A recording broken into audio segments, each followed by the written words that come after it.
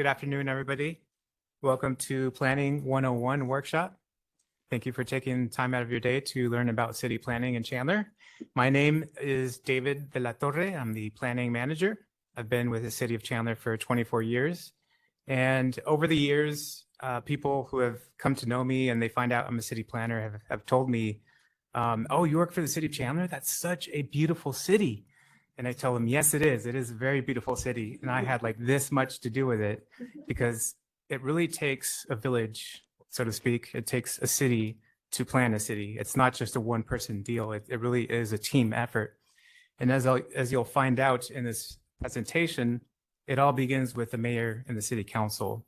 So our current mayor and city council, as well as past mayor and city councils, have all held to the vision of creating a beautiful city, of requiring a higher level of architecture, a higher level of development to make a beautiful city. And so it really begins with them and it trickles down to us and everybody else who's involved. So if anybody should be thanked about the beautiful city that Chandler is, it should be our mayor and city council. Speaking of teams and village effort, I'm very excited to work with an amazing planning staff. We have a lot of amazing planners who are just different stages of their professional roles. They're the ones who day to day are speaking with developers, trying to get them to comply with city codes, city regulations. They're on the phone every day with residents, with businesses. Residents want to know, what can you do on your backyard, or what's happening on the vacant lot next to me. And so they'll talk about that in the presentation. But you don't want to hear from me because I'm an old timer, so I'll hand it over to our young, amazing staff. Without further ado, here's Harley. Good afternoon, everybody. It's awesome to see such a great turnout. I'm very excited for the honor of being able to present this up first. See if our slides work, and they do. It's a miracle. My name is Harley Mehlhorn. I'm a city planner here, going into my 4th year. And as David alluded to, we just have an amazing team, and super excited to present all those different facets today, one at a time from all of our team. Going over to what planning does, and I'm going to speak at a very high level because a lot of things are going to be covered later in further detail. But I think this meme kind of sums up a lot of the perception around our profession, what society thinks we do. Just kind of sitting at a table, very suave, planning the city. What my friends think we do. I don't know if anybody here has played like a Sim City or like a city builder simulator. I really wish that's exactly what our job was like, because that'd be really cool. What applicants think we do. He's actually stressed, not sleeping, and that's actually accurate. What the APA thinks I do. Now, the APA is the American Planning Association. They're kind of our professional association that represents planners across the U.S. What I think I do, and there's some truth to that, kind of sketching on plans, looking at these master plans. But what we really do is spend a lot of time at public hearings. No, really, I think what that image in the bottom right represents, and that there's truth to it, is we collaborate. David alluded to it earlier, but it does take a village to plan a city. It takes a city to plan a city, and there are so many constituent pieces within that. And I think more than anything, what a city planner does is we are the intermediary between the technical disciplines, the attorneys, the executive and elected leadership guidance, and that's all distilled to actionable recommendations and actionable comments. So to that end, what would the world be like if that planning process was more autocratic, more kind of from each individual discipline? Well, this might be a street as designed purely by a city traffic engineer, not taking into account things like placemaking, general planning. This might be a street designed by a commercial developer, very, very kind of corporatized and heavily signaged. And this might be a street designed by a resident, which I think is actually the most appealing out of all of these. But really, when you get down to it, planning is a collaborative process, and there are so many individual pieces, but it all does begin with our amazing elected leadership, our executive leadership, mayor and council, and of course their constituents, the residents, who we plan for, because that's really what this is all about. Is we don't have a city without people that live in the city. Planner's role kind of begins there, being kind of taking community and council input, using our general plan, which is a document that we're going to touch on later, and our other guiding documents, which we utilize in order to come up with recommendations and actions on the policies set by our decision makers. Then, of course, we have things like citizen advisory committees, which we might touch on later. They advise on the general plan and other things. And then we have the private side, the developers, the architects, the zoning attorneys, and from there, it just gets more and more complicated. We look at the technical things like transportation, civil design, things like municipal utilities, building code, fire department, public safety is obviously a very big aspect of what we do. Police department, businesses, schools. These are all pieces, and it really is as complicated as this makes it look, because planning is such an interconnected thing. Any project that we do, everything from administrative things all the way up to kind of large public hearing cases, we are privileged to work with a battery of different organizations, individuals, and departments that are equally as important to the process as the face sometimes of the projects, the planners. So that is more or less the planning process. That is what we do. More than anything, this slide captures kind of the messy, amazing thing that planning is. So without further, here's another slide. Planning division, we are under a single division, but there are kind of three distinct groups within planning. There is the site development side, and I'm not going to go too into detail of what each of these does because they'll be covered later. But there's our amazing site development team. There is planning and zoning, which is many of us are here today, the majority of us. And then we have GIS. All right. With that, I'm going to pass it off to my colleague, Ben, to cover planning basics. All right. Good afternoon, everybody. Good afternoon. My name is Ben Cereceres. I'm a city planner with the City of Chandler Planning Division, and I've been with the City of Chandler for about 4 years now. So, all right. So the planning hierarchy. So when a city planner looks at a project, we kind of look at kind of three aspects or three different types of documents that really guide us with reviewing any proposed type of project. The first document that we look at is our broad policy, which is our Chandler General Plan. That one, it provides the city staff kind of a broad overview of the city of Chandler and kind of what we want to see within the city itself. And then after that, we have our area plan, which kind of focuses in more specifically on certain areas within the city of Chandler. We got quite a few area plans. We have our Southeast Chandler area plan, our Chandler Air Park area plan, our downtown South Avenue, Arizona corridor area plan. And we do have 40 plus more area plans as well within the city of Chandler. And then more specifically, we do have our zoning code or planned area development properties. Now, when we look at these documents, we can look at these documents to review anything from something as simple as somebody wanting to put in a fence on the residential property, or something as complex as a developer wanting to build a commercial shopping center. So, all right, so the general plan, this is once again our broad, larger document that kind of provides general guidance for the planners. We do have 17 elements required by state law: land use, circulation, bicycling, growth areas, neighborhood planning, housing, conservation, rehabilitation, and redevelopment, cost of development, recreation, open space, energy, and so forth. So there's quite a few of them that we have within our general plan. Our general plan, it is updated or readopted every 10 years. So our current general plan, it was adopted back or updated back in 2016. So it will be going forward to our hearing boards in about, in 2026, we would have to update that. And when we update our general plan, we do look at addressing new development trends and factors and issues that the city of Chandler faces. And then just a side note, the city of Chandler, we are almost built out. So there's very few lots left that are vacant lots. So it's almost at a build out stage. All right, so here, the main land use or the main element that the city of Chandler staff, in my opinion, really focuses on and really works whenever reviewing a proposed development is our future land use element. And for that, there are certain designations. So in the yellow, you have your neighborhoods. In the maroon color, those you have regional commercial. And then in the light purple, you have employment.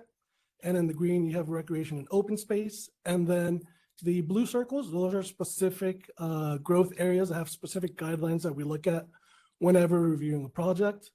Now, the general plan, like I said, it is a guiding plan, and it is pretty flexible in the sense that, you know, in neighborhoods, it might allow for commercial, residential, and offices, and then vice versa. Employment, it might also allow for residential, offices, and commercial as well. So it's a pretty flexible document. All right, so here we got two images for you. On the left-hand side, we have our general plan, and on the right-hand side, we have our air park area plan. It's a specific area plan that encompasses the Chandler Airport. So for context, once again, on the left-hand side, the general plan, it provides kind of a larger view of what we intend to see within that area. And then on the right-hand side, it provides a little bit more detail. So in the yellow, you have your residential. In the hot pink, that you have innovation. And for areas like that, we like to see something more as development such as innovative. So that might be something as a tech office, business parks, things like that. And then in the purple, those you'll have more of your industrial developments. And then in the burgundy, or the burgundy, you will have your more commercial and office properties. And then kind of zooming in a little bit further into planning staff and when we review a project, what really provides us more concrete guidelines, requirements, and so forth is our zoning. So once again, on the left-hand side, you have our air park area plan. It does give you a little bit more specified and specific requirements, but then the zoning itself, it does provide more detail on specific requirements for each property that you might see. So here, it might be a little bit hard to see, but you might have properties that are zoned PAD or AG1 or multiple other properties are zoned different things. So when looking at a property, our zoning really focuses in on what the actual property can be developed as. So in a commercial property, it might only allow for certain types of commercial uses, or within an agricultural property might only allow for farm-related or larger agrarian type of projects. So, all right, so throughout the actual presentation, we will have a couple of trivia questions. This is question number one. Which of the following questions have planners been asked by customers? Is it A, can I run a colon cleansing business from my home? B, can my child have a therapy chicken? C, what are the rules to sell shrimp from the back of my pickup truck? Or D, is my property zoned for a body donation business? So for this one, any guess? D? Yeah, let's see. It's all of the above. So as planners, we do get pretty unique and interesting questions. It can vary, so it definitely keeps us on our toes and keeps us very active. So, all right. So next up, we have Mika coming up. Thank you. Good afternoon, everyone. My name is Mika Liburd. I'm an associate planner, and I've been with the city for a little more than a year. So the development process is actually a collaboration between all of the different divisions of the Development Services Department, and planning actually in that process. We take business owners, residents, and developers through the entitlement process. So the first step for us is a preliminary technical review. This is going to be a review by most of the departments or the divisions of development services, where they would receive comments or basically figure out the timeline of how their project is going to go. After that, you can go ahead and submit your proposal to staff, where we start our staff review. Your project is then assigned to a planner. And then after that, we have public notification. So there are two ways in which the public is notified in this process. One would be you would receive a postcard if you are within 600 feet of the subject site, notifying you what is being proposed, what is happening, and when the public hearing meetings are taking place. We also have these notice boards that would be posted on site, and they would also have lots of information about when the hearing is taking place, as well as the name of the planner. So if you see one of these, if you have any questions about a plan, you can contact the planner on the case, and you can also attend the public hearing. So of our boards, we have the Planning and Zoning Commission. This is going to be a recommending body, and they are going to make a recommendation to the City Council.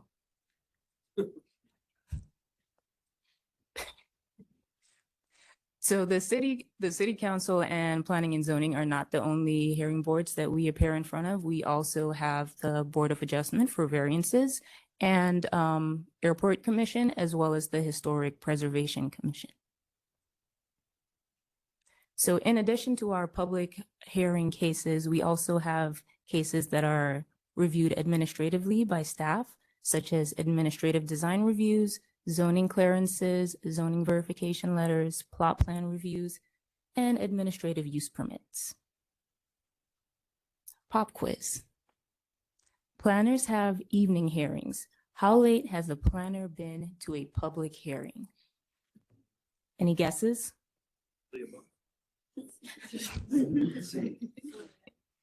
1 a.m.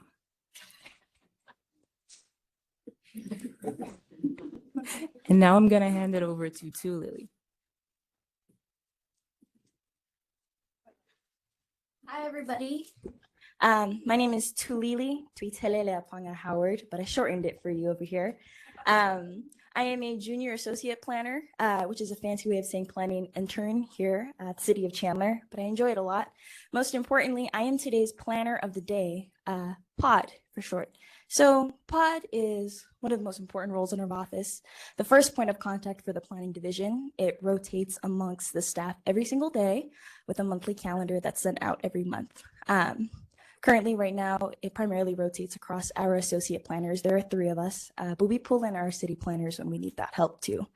Having heard everything that you did in this presentation, it's a lot of information, a lot of surface level, but there's a lot of collaboration that goes into it. I'm sure you can guess that we speak to a lot of different people. The planning division, we communicate with residents, with developers, with architects, people from across the city, pretty much anyone and everyone. We get phone calls to the planning line every day, every minute, every hour. It doesn't stop. And the planner of the day, the POD, is the person that you're going to be talking to for that day. It's a lot, but we'll get into it. One second. So this is an idea of some of the POD duties. Actually, you know what? I'm going to rewind. Before I get into the full list of duties that we have, I'll give you an idea of some of the questions that we get. Again, having heard what you did, we get a lot of questions that really encompass entitlements, things that you're allowed to do here in the city of Chandler. Someone calls in and they ask, hey, what am I allowed to put on this vacant property? What is this zoned for? Can I build a behavioral health center? Can I build a shopping center, retail center? We look at our general plans or area plans and we tell them, sorry, no, only a single family home can go here. So we have all of that information in our records and our guiding documents that tell people whether or not you're allowed to do that. But that is from the very, very higher up, overarching guiding documents, but we also boil down closer to some of our zoning designations. And so we get questions from our residents that even encompass the smaller things that they're allowed to do on their property. Hey, I want to build an accessory structure on my lot. How large can I build? Hey, I want to build an open air ramada. What can that look like? What building materials am I allowed to use? These are the questions that we get all day, every day. And that's what the POD answers. On top of that, okay, we can get into it. Some of the other duties that we do. We respond to, of course, all inquiries directed to planning. We process public records requests. These are from the developers that come in and say, hey, I want to put in a new fries at the Chandler Fashion Center. Can I do that? Can you give me an idea of what that original zoning case looks like? We take in that request and we give them those documents that they need. We respond to Lucity requests. These are people that are coming in calling, hey, I haven't gotten an update on my application that I submitted 2 weeks ago. What's going on? I pick up the phone. That's me. I'm sorry, I'm a little bit behind, but I'll get back to you before the end of the week. We conduct economic development research, answer some questions that they may have on behalf of their clients. We climb superstitious mountain. We don't, but it feels like it sometimes. We conduct group home eligibility checks. This is we're receiving a large increase in these kind of questions. People are asking, hey, is my home zoned for a residential care home, a group home? Can I do this? And we show them or give them an idea of what that process looks like. Ooh. Let's go. We approve home zoning questionnaires from the tax and licensing department. These are for the residents that come in and ask us questions along the lines of, I want to do a business and I want to conduct it out of my house. I want to sell anything you guys want to sell? Anything, any businesses you guys have an idea that you would want to do? Candles. I want to sell candles out of my house. I want to do anything. I want to make some money, you know. Inflation's getting crazy. So we deal with those and we process that on behalf of, not on behalf of the tax and licensing department, but we screen that for them while they go ahead and handle that part. Liquor license verifications, solve world hunger, feels like that sometimes too, but tell no one. Residential setback verification and accessory building guidance, like I had mentioned. And we track any and all incoming inquiries on a staff shared data sheet. So every inquiry that comes in, either through the phone, via email, the public records request, the Lucity request, we track all of that on a single shared data sheet so that if someone comes in and they're saying, hey, once upon a time, 2-3 weeks ago, one of your planners told me I was allowed to do this on my property. I can go back to last November or last October even and say, no, you're lying to me. I wouldn't actually say that, but we would be able to share that. No, you don't have that. But at the end of the day, we really do just do our very best to survive because pod is, like we had mentioned, it's a very, very important role that we have inside our office and everyone does it very, very well. And we share it together. But yeah, that's pod. So pod, if you guys have any questions that you have for the planning department, this is how we can be reached. I will let you know right now that usually if an inquiry comes in, we're always going to kick it to the pod. We can be reached at the phone number above, the email below that. And we also take front counter visits. We're available Monday to Friday, all day 8 to 5, except for Wednesday mornings, because at this time, our planning staff is in an all-staff meeting where we congregate, review the plans that we have, compare notes, things along those lines. But yeah. Okay. Some other things. If you guys have, and this is for the residents in the room, also, of course, those of you that also work within the city of Chandler, but primarily for the residents, this is where you would navigate our planning and zoning webpage. It's really simple. It's a really simple website, really, just chandleraz.gov/planning. And this is something that those of us here on pod get used to telling people. From here, you can see one thing I want to highlight is the proposed code amendments that we have going right now. The planning department has a really large list of them that is heading towards the public hearing, Planning and Zoning Commission, and then City Council by the end of the year. And if you go to our webpage, you'll be able to learn more and even provide that feedback and comment that you have about that. Right below, under your current zoning cases, I'll follow that up in the next slide, but that's where you'll be able to access our interactive planning map. Below that, the planning documents that we told you a little bit about at the beginning of the presentation, from the general plan, the area plans, you guys can get an idea of what that looks like and really have full access to it. We don't hide our information. So, and then finally, the development process and other info, and this is where you'll find some guidance of the applications that we have. But if you have any other questions, call pod. The planning interactive map can be accessed at chandleraz.gov/planning map. This is a really cool tool that we give out, or we leave out, that is, for our residents and Chandler employees alike. It's really just a full map of the entire city of Chandler with highlighted parcels that show approved or in process zoning cases. So we have a highlighted one here as an example. When you click on a parcel that's highlighted as an active or incoming zoning case, it shows the neighborhood meeting, planning and zoning commission dates and hearings. It's kind of like that neighborhood notification that we told you about. And that's how you can access that. So an example, this morning I got a phone call on the pod line. Hey, I'd like to know what's going on that northeast corner of Riggs in Arizona. This is a good tool that people can use without having to call the pod line to find out what's going on. But when in doubt, call pod. All right, some trivia. What are some examples you might call the pod line for? A, am I allowed to operate a behavioral health facility out of my home? B, what is a PAD zoning? C, can I build a moat around the perimeter of my house? Or D, can I convert my garage into a man cave? It's a trick question. What do you guys think? Don't be shy. All right. All of the above. And again, when in doubt, call pod. All right, next up. Is Alan here? No? Okay. So If you want to take it, or want me to take it? next up, I will be calling on our planning administrator, Kevin Mayo, to talk to you a little bit about site development. Something on the right. All right, so site development. If you remember the three teams that were underneath planning, you had GIS. Oh yeah, that's right. I gotta stand here. I'll pull it over this way. So we had planning, which you get to hear about right now, GIS, and then and site development. So site development really kind of takes over once planning's done through the zoning process. They take it in, and there's really kind of three tiers. When someone submits for a building permit, they're done through the entitlement process. They submit for a building permit. It gets broken in and goes into really three tiers. It goes into the building division, goes into civil engineering, and then it goes into site development. Building obviously handles everything that's coming up out of the ground. Civil engineering handles all of the grading, drainage, everything underground. Site development is who kind of marries up both of those and aligns it with whatever was the council's approved from a development booklet standpoint. So they look at site plans, landscape plans, the building elevations.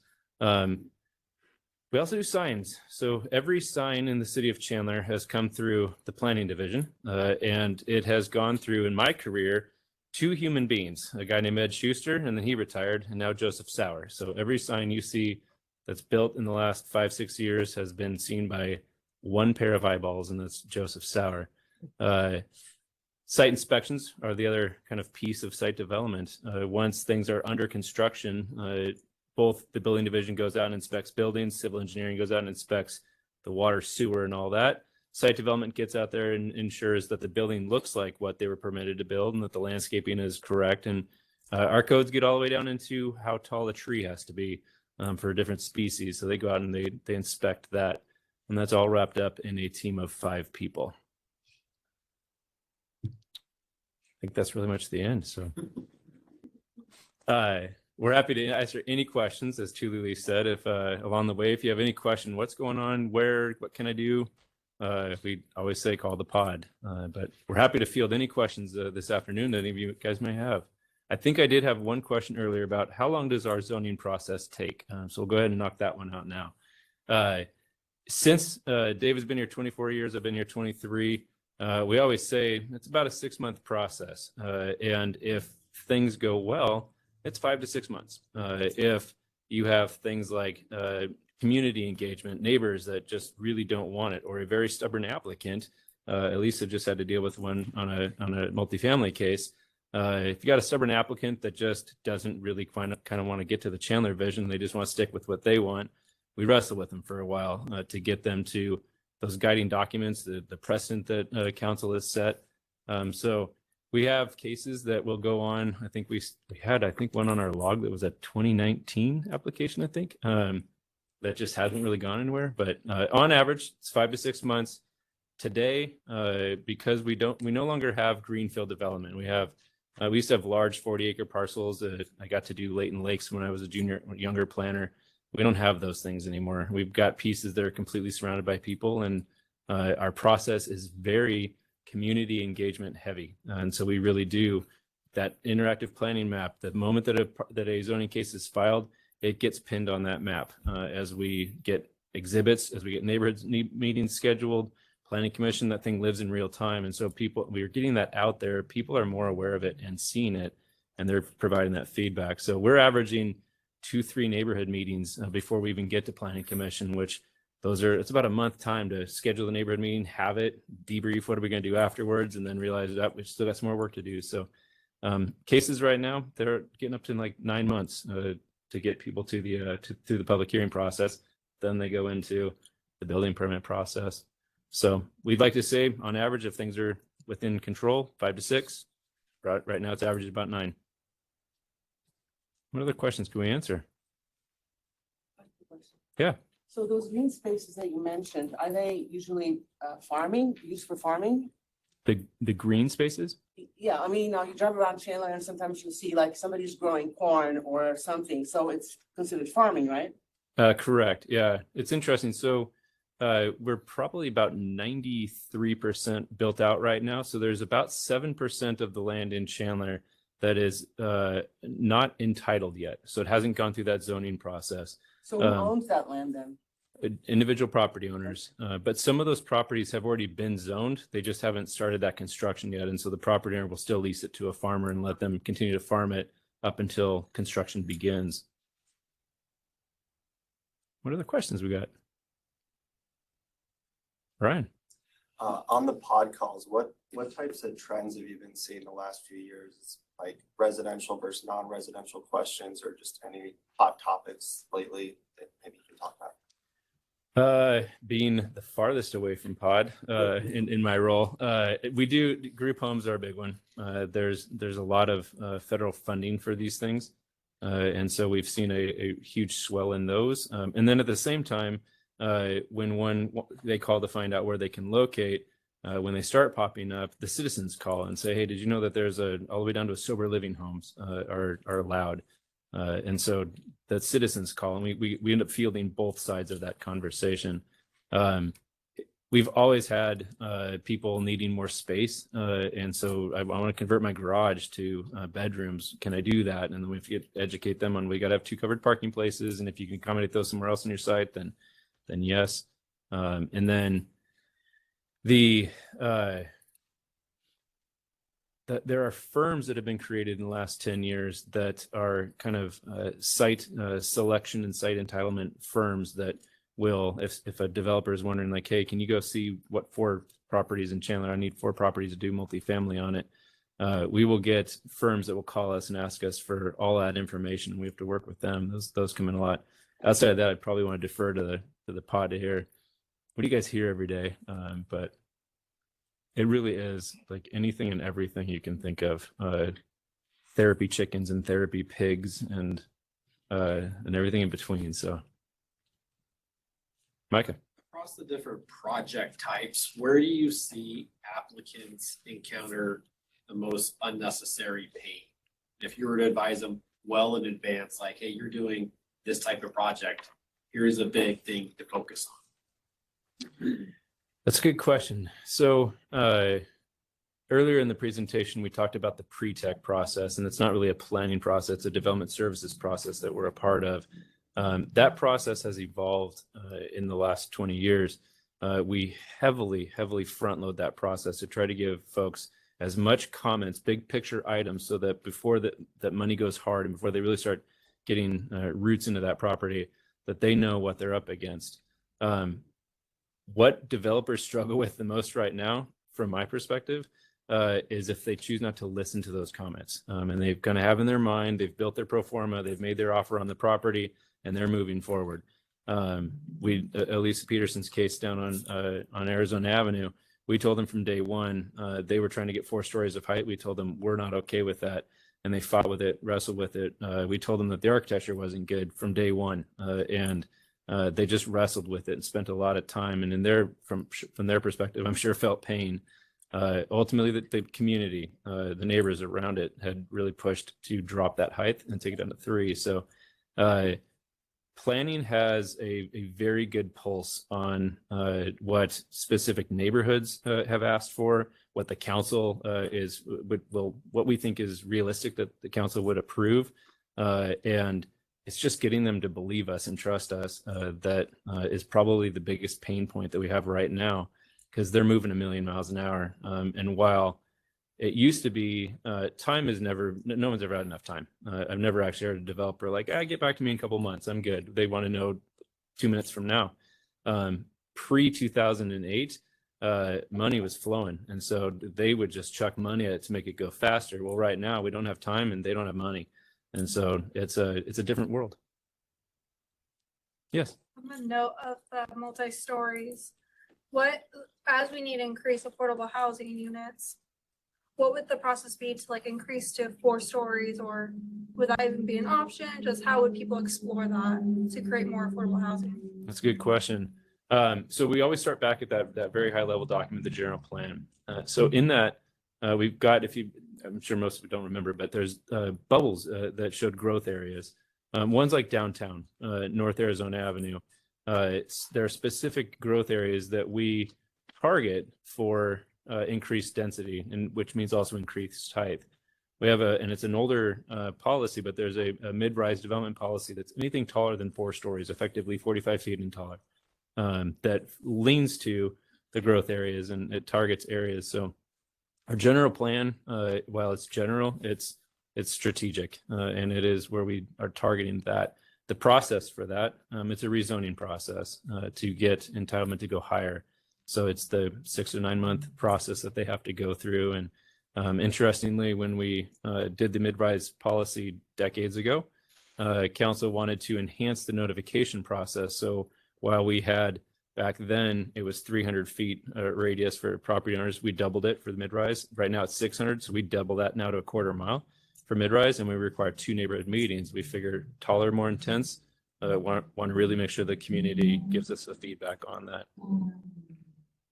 So far, we haven't been able, I think one Chandler at the southeast corner of Arizona Avenue and Chandler Boulevard is the first one we've really been able to push developers to get higher. That went for 7 floors of residential.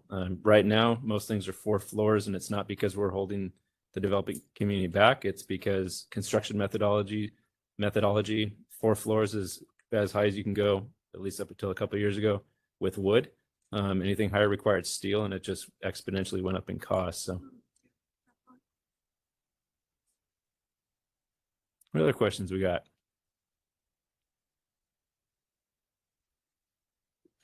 Ask another one. Right again. On communicating with these zoning cases, how has it been evolving the last 10 years or so with the Nextdoor app? And is that still increasing, or is most of the people hearing about projects still with the mailers and that kind of thing? We still get people that come to the public hearing with a postcard, and it smells like, wow, the USPS is still working. That's cool. We get folks that Nextdoor gets at the website, Facebook. We actually do work with Kappa now on our advertisements, and we leverage the city's social media side to get that notice out as well. Communication has changed, and it can go from a spark to a wildfire like instantaneously. And it is a challenge mostly for the zoning attorneys, because when a project is going through, if it's something that really just starts getting out of control, they're not in control of that message, and the message is generally not 100% accurate, and trying to claw that back when it has almost a limitless reach. It's been challenging for the development community. Edie. Do you have a favorite project that you worked on in these 24 years that you can tell us about? Yeah, I mean, yes, there are a lot of projects that I really like. That somebody said before, maybe it was David, but like it's our thumbprint. Nobody knows. It drives my wife nuts because we drive around and I play planner. I'm like, did you see that? It like drives her nuts. My first degree is in architecture, and I'm an architect nut. I love all things architecture. There was a ballet school that tried to go into on the edge of a neighborhood, and it was Yenli Ballet School. It was on Alma School, and the architect Douglas, I Sidmore, I think was his last name. He had asked like, how much can we play with this? And I was like, let's go kind of crazy. And when you drive by it, it's a beautiful building. It's got a butterfly roof, and I love that building, but it's not a huge project for the city of Chandler. The thing, probably my favorite project really wasn't even my project, but there was a gentleman that had come in. His mom had gotten terminally ill, and he was looking to expand his house because he wanted to take care of her and she wanted to finish off her days. He couldn't do it on his property and was going to take a variance. And so he was like, I can't do it. I don't have the time to do this. And his lot actually had something unique about it, that there's a whole findings that we have to do for a variance for the Board of Adjustment. And his lot actually had something unique about it. And so I kind of helped to walk him through it, and not necessarily convinced him to do it, but just gave him a bit of a nudge. He went through it. He ultimately got his variance approved. He was able to build the addition to his house, and his mom lived for about 19 months, I think, with him, and passed away in that house. I ended up getting a thank you letter from him like 2 years later. Just finally, when things had settled down, he sent a thank you letter. That's probably my favorite thing I've had in 23-ish years. So not necessarily a project, but I still have it in my desk, and on some long days, and we have days where it's been a while since we've been in council at 1 a.m., but on the harder days, I'll still take that letter out and read it. Can you talk a little bit about the difference between planning and zoning commission, potential board of adjustments, and then city council's role, and kind of how they all work together? Sure. In the public hearing process. Sure. So we'll start with the Board of Adjustment. They are a council appointed board, but they're really kind of quasi judicial. They can't be politically lobbied. They have a state statute defined findings list that they have to go down. So variances, for a variance to be granted on any property, there are 4 findings that they have to make, and they're actually pretty tough. The biggest one is that it's not a self-imposed hardship, and that's generally the one that people struggle to get over. That board really functions kind of on its own. Variances go to them, and they're acted upon and dealt with. The other 3, the Airport Commission, P&Z, and what we call HPC, are recommending bodies with specific kind of functions. Planning and zoning, they are a recommending commission that is looking at things through the zoning code and area plans and general plan, and they make a recommendation based on a memo and finding that we make, and we send to P&Z. So it starts with our recommendation, goes to P&Z, they review it, that's the first public hearing, they take the public testimony, package that all up, and then send the recommendation for to City Council. Airport Commission, pretty self-explanatory. They look at it through the lens of the airport. So how does any say zoning or even now design proposal, how does that affect current and future airport operations, building heights, and we're down into now materials, glare. Pilots, they don't want certain types of glazing and uplighting of buildings that would confuse pilots as to runway locations and things like that. They are also a recommending board to the City Council. HPC is actually kind of a newer commission. It's an evolution of what we used to call the Architectural Review Committee that used to only focus on downtown, but HPC is now used for anything historic preservation. So it got rebranded about a year and a half ago. Where's Harley? There he is. How long? 3 years ago. So time is flying. Finally, it's been 3. But they review everything in downtown, and then also anything that is going for one of our 4 historic preservation land use designations. We serve all 3 of them. We're the liaison for all 3 of those, all 4 of them actually. My favorite one is probably a planning commission. It's not immune to, but it is almost immune to the politics of life. And it's just where, in my mind, real planning happens, and you get to have these real heart-to-heart conversations, and citizens can come in, but it isn't this lobbied kind of group. So it is a lot of fun. Yes. So for any residential district or zoning, nowadays all the newly built housing complex has tiny backyard in before. Yep. How someone would change and how zoning department is allowing that, like where the change happening, how does it change? That's a good question. It is market demand driven evolution. So surprisingly, less and less people want a big yard to take care of. There's this kind of what they call it, lock and key, to where they've got a house that the HOA maintains the majority of the property outside, and people aren't as homebound as they used to be. People travel for work. They travel. They'll close their house and leave for 2 weeks, and they don't want a huge yard to maintain. So as the land values have gone up, that has had an impact too. So developers are carving those into smaller pieces, but the market is responding, and they want those type of smaller. They want the same size house. Surprisingly, homes I think they're probably up about 15% in square footage. What used to be a 1,400 square foot was like your kind of standard starter home. It's now 1,800 and 1,900 square feet. And the big ones were 2,600 in the past, and now they're 4,000. But the houses have been the same or larger, but the properties have gotten smaller because people just don't want to maintain it. They really don't want to pay for dirt that they're really not going to use. It's been an evolution. There's no written rule that you cannot have that small backyard versus you can have old backyard. That's not a written rule, right? No, it can change. It can, yeah, it absolutely can. So we have design guidelines and residential development standards, and most of them were written in the late 90s and early 2000s when land was plentiful and cheap, and most people did want an 8,000 to 10,000 square foot lot. Those documents are really trying to guide people to that. But we have this, you saw it referenced as zoning designation of PAD, planned area development.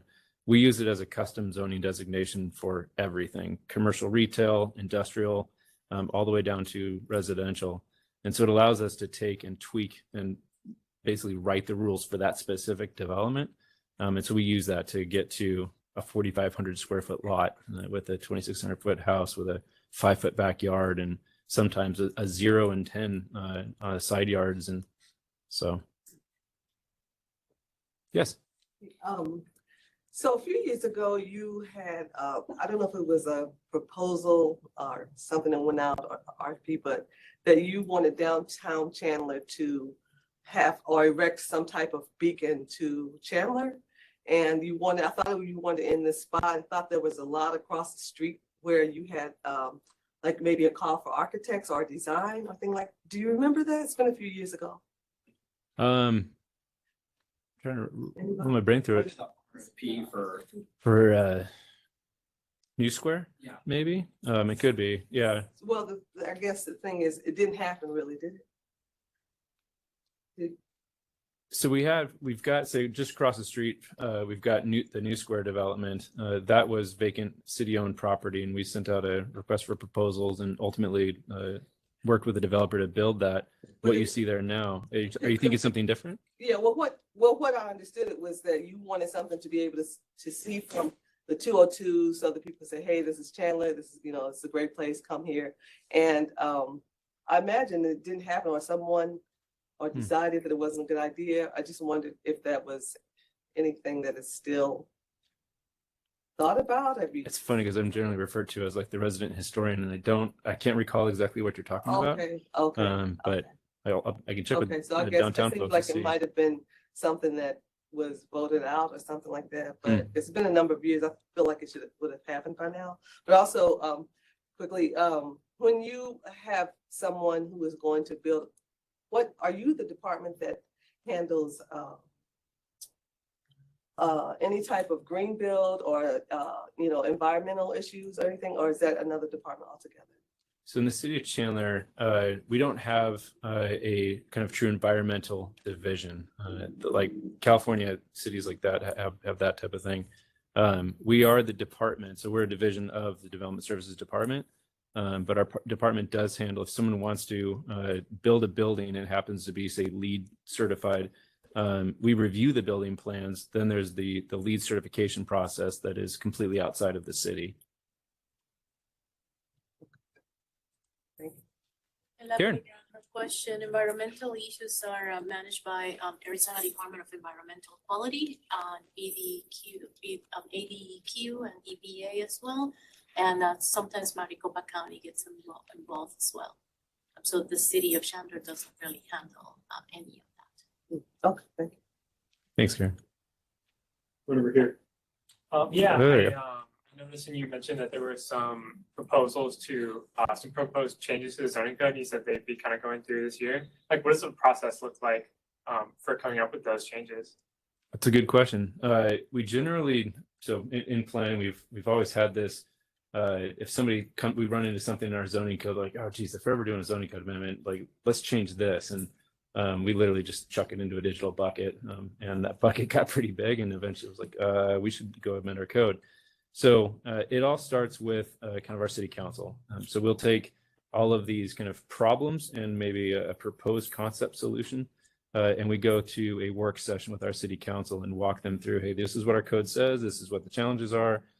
Would you like us to go look into changing it? And so we did that, and then council kind of said yes, yes, yes, yes, and yes. I think there were a couple of them that they said no, not right now. And then we get our kind of marching orders, and then we actually divided it amongst the entire planning team. And then we start research. We look at best practices. We look at kind of national APA and other things. And then we also we benchmark ourselves against the cities in the valley. And we then draft our professional recommendation of code amendments. And we go back to city council and then also to our planning commission in a work session to say, all right, here's the problem. Here's our proposed change. We get that feedback, and then we roll it out to the community. And that's that process is where we are right now. It's out on the city web. We just, before coming here today, we met with the Multifamily Housing Association to talk out some things that were relevant to multifamily developers. And we start that kind of constituent feedback, and then we roll that into the public hearings for commission and council. Thank you. Yep. Anybody else? I think we still got time.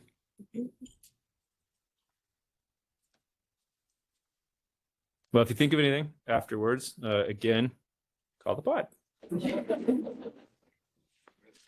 Well, thank you, everybody.